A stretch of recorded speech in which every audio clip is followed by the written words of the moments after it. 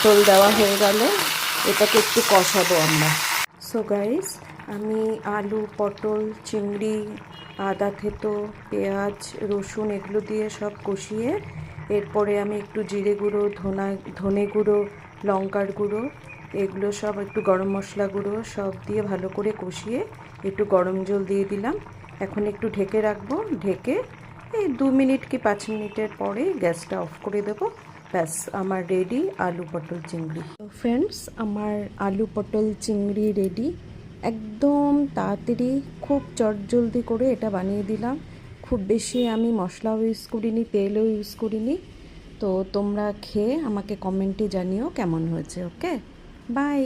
দেখো বাইরে কি পরিমাণ গরম, প্রচণ্ড রোদ উঠেছে আজকে। ঠিক আছে, তোমরা সবাই ভালো থেকো। ওকে।